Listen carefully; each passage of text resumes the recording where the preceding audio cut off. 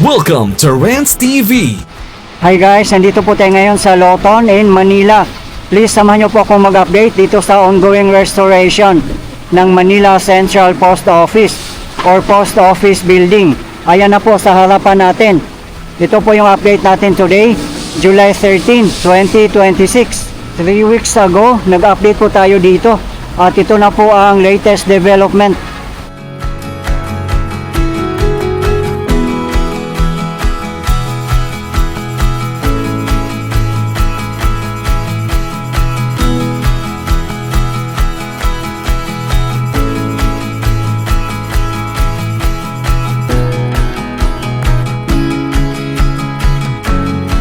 Sa mga hindi nakakaalam, ang post office building ay nasunog po ito noong May 21, 2023. At nagsimula nga po ang sunog sa may basement at kumalat po siya.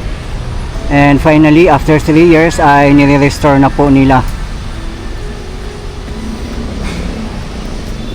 This is where your taxes go. Name of project: Restoration of the Manila Central Post Office. Location: Manila City. Name of contractor: Monoclete Construction Philippines Incorporated. Billeray Construction Joint Venture. Date started May 7, 2026. Contract completion date May 25, 2028. Contract cost 2,114,188,401.78 pesos. Implementing Office, Department of Public Works and Highways, NCR. Source of fund: Trust Fund. Brief description of project: retrofitting and restoration of the Manila Central Post Office. Project duration: 720 calendar days. Neoclassical architecture po itong post office building, kaya napakaganda po niya. Added attraction na rin po ito sa Pasig River Esplanade na nasa likod lang po nito. Papasyal din po tayo doon guys. Ikutin po na. Yung mga workers naman po ay nasa loob po sila nagtatrabaho. May pailan-ilan na po tayo nakikita sa labas.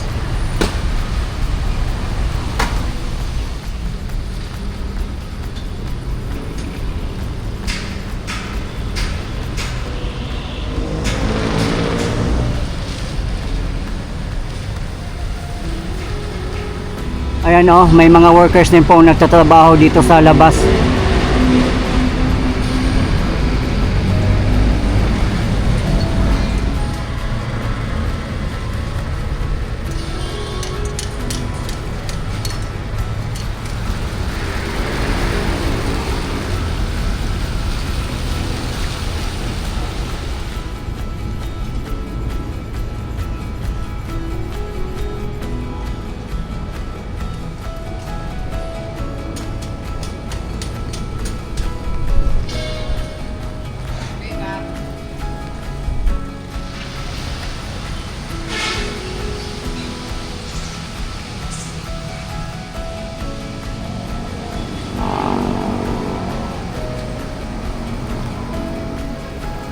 Ayan po yung temporary fill post sa gilid lang po mismo ng post office building.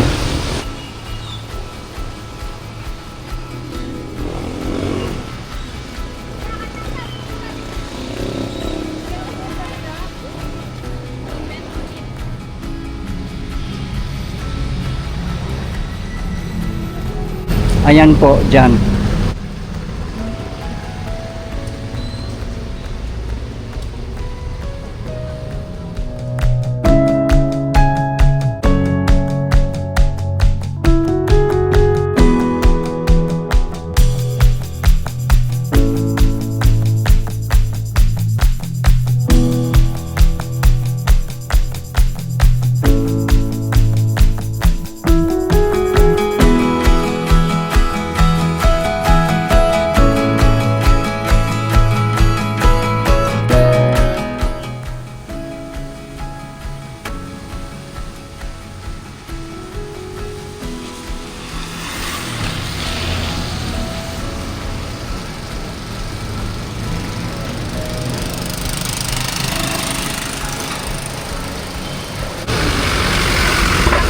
Dito po dumadaan yung mga jeep na may signboard, South Pier 15, Intramuros at iba pa.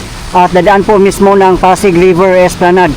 Sa likod lang po mismo ng post office building. Papasyalin po tayo doon, guys.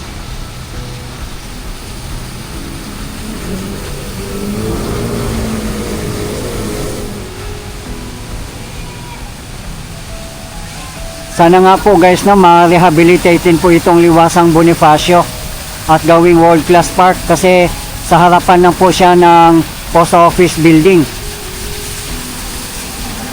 At syempre yung Liwasang Bonifacio ay isa po ito sa National Historical Site.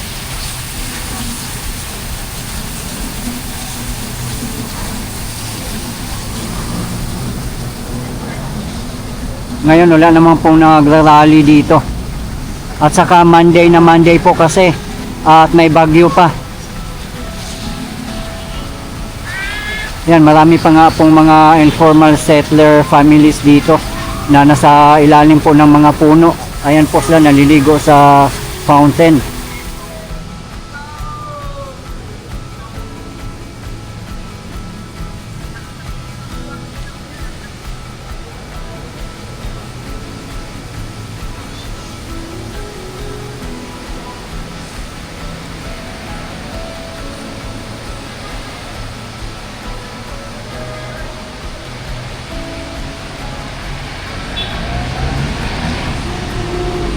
Ayan po ang bagong Maynila Park.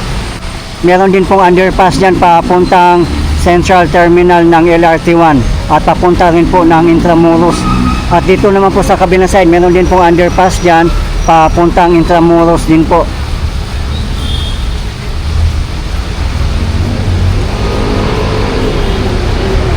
Napakalapit lang po sa Intramuros dito, walking distance lang po.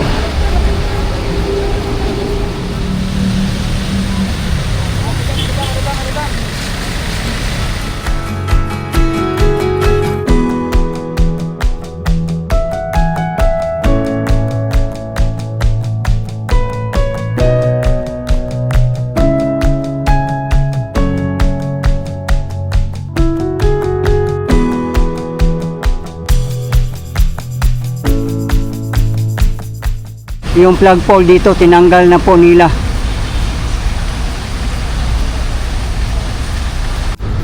Ayan, dito na po tayo sa labasan ng Pasig River Esplanade. Ayan po yung main entrance. At ito lang po ang post office building.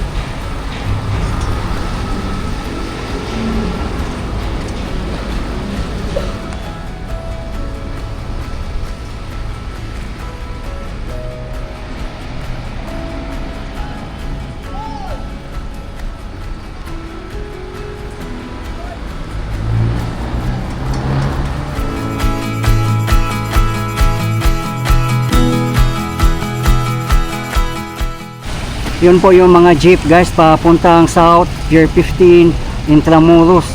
Dito po mismo dadaan sa Pasig River Esplanade. Ito po yung main entrance ng Pasig River Esplanade Phase 1. At doon naman po sa tapat natin ang Plaza Yushchenko.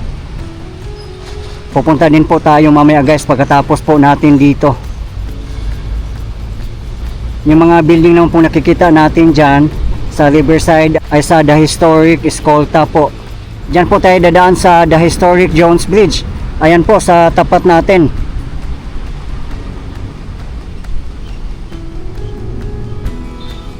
Napaka-quiet dito ngayon sa Pasig River Esplanade kasi maulan-ulan po. Buti nga po ay humina na po ang ulan.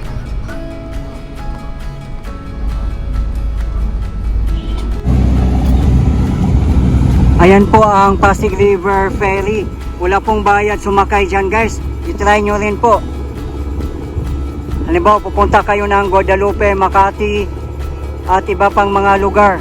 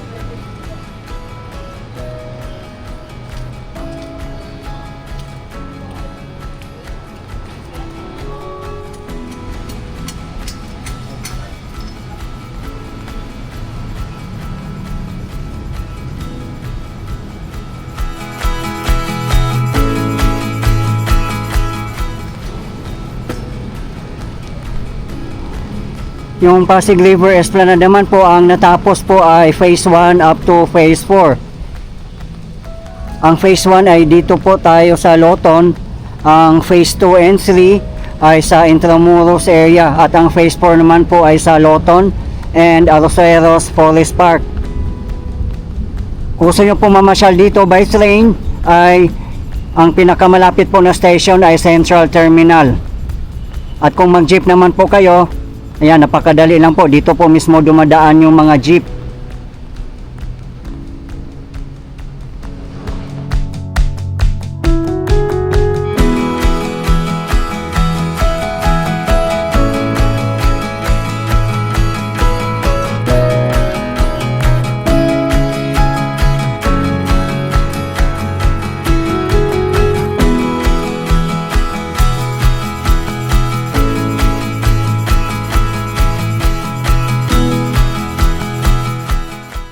Napakalinis dito ngayon.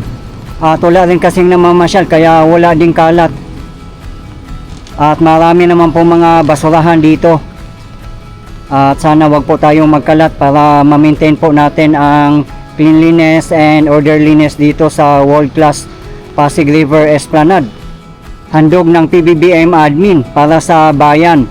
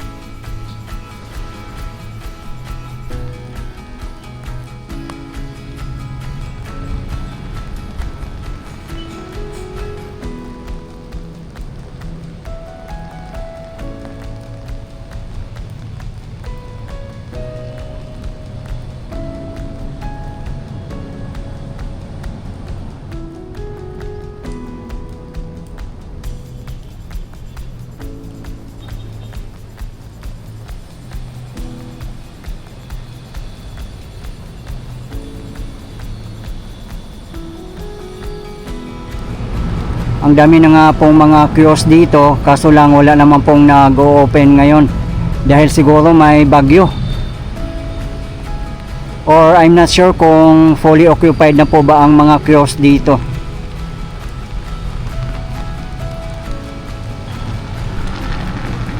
Ayan lang po ang the historic MacArthur Bridge.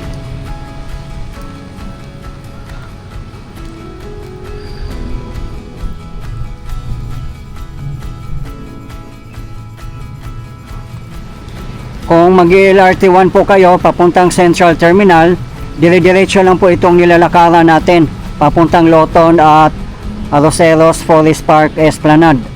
Yun nga lang guys, ang Arroceros Forest Park ay hanggang 5 PM lang po sila. Beyond 5 PM ay sarado na po, so hindi na po kayo pwedeng makadaan doon. Sa Loton na lang po kayo dumaan.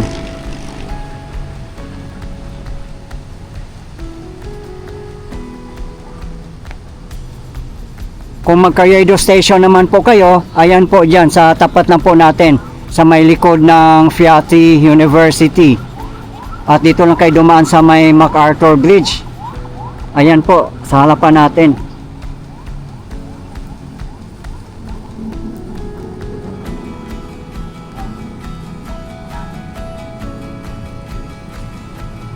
Ayan, dyan po dadaan sa ilalim ng MacArthur Bridge. Dire-diretso lang po.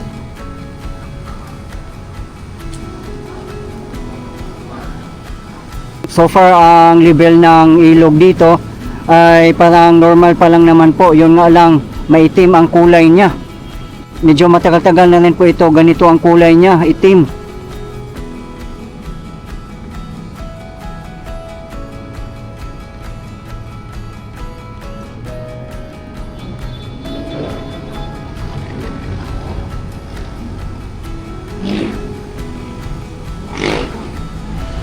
Dito po tayo sa Pasig River Esplanade Phase 2 sa may Intramuros. At ayun po sa tapat natin ang the iconic Binondo Intramuros Bridge. At yan po sa tapat natin ng mga building ay Binondo. Ayan po ang the historic Jones Bridge. Diyan lang po tayo galing sa kabilang side sa may phase 1 sa likod ng post office building. Tara guys, akyat po tayo dito sa Jones Bridge. Dito po tayo dadaan papuntang Plaza Yushchenko. Doon po sa tapat natin.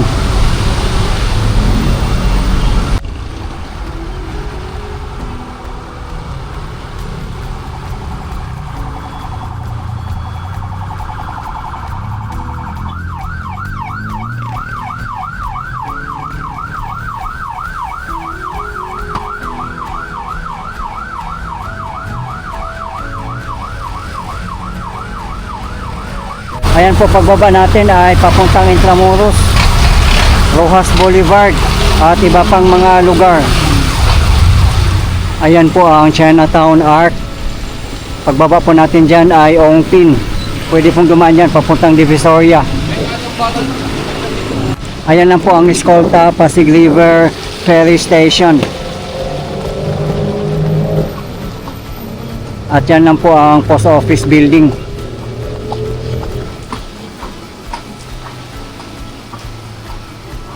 Grabe, sobrang traffic guys, oh.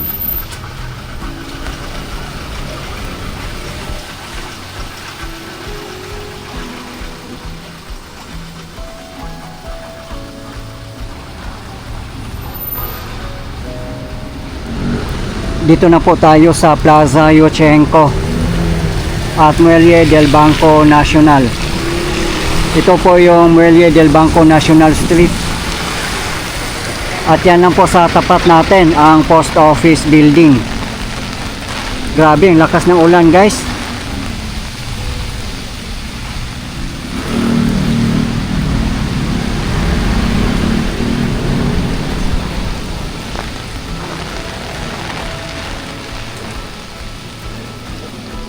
Ayun naman po ang the historic Jones Bridge.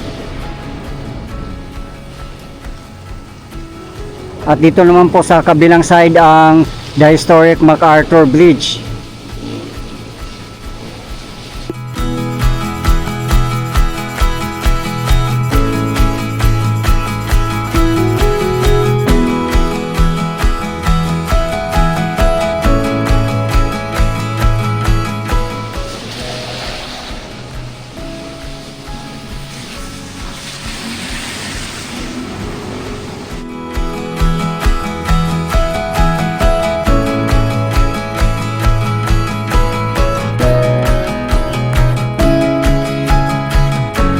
Napakaganda po ng Yushchenko Plaza. Tingnan nyo naman po yung mga halaman dito at napakalinis din, well maintained, at meron pang security guard nagbabantay.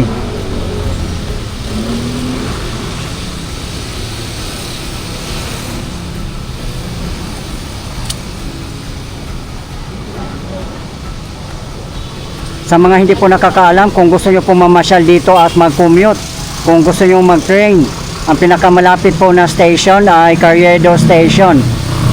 At kung mamasyal naman po kayo ng Pasig River Esplanade, ang pinakamalapit po na LRT1 station ay Central Terminal. Walking distance lang po.